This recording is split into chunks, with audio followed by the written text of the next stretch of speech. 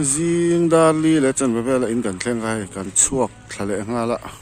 lui moi lama cement phurin dariat vel khang kan chuak a in atangin na kan lot me ka lui moi a sai enterprise cement rot ite sang na bu ro sang sang zuan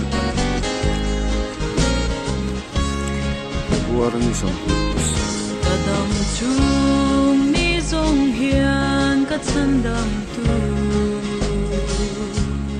nang ma nen leng dum thei ila chuan lo chuaya thak lel tu hil dang re na om lo moi khato kan mun lam Sian dir chin la Tui pui senan kana Zol nei miriami alamang le Tutum bomin Jerusalem malunia Ima Israel delal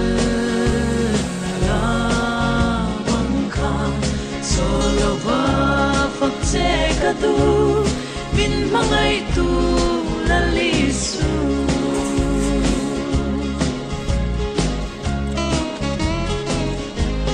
harsat na tui fonte kadai lai hia mang angin chan pui tu ka zong china tui te min dai kai pui Turin lal pa nangin min sela kapana min kayang che Tui pui senan kana Zol nei miriami alamang le Tutum bomin Jerusalem malunia ima Israel delal nalamangka solova fakche katu min mangai tu lalisu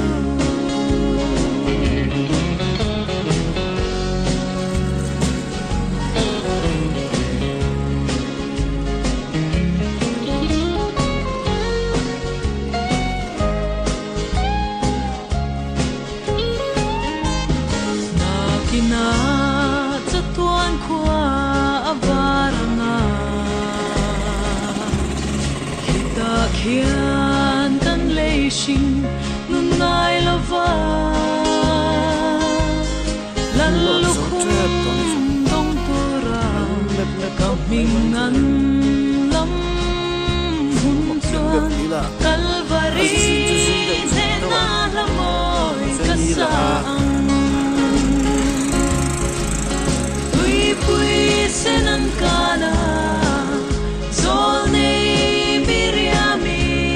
alamang le Tutum bomin Jerusalem malunia Ima Israel delal Lamangka Solova fakche katu Bin mangai tu lalisu Solova fakche katu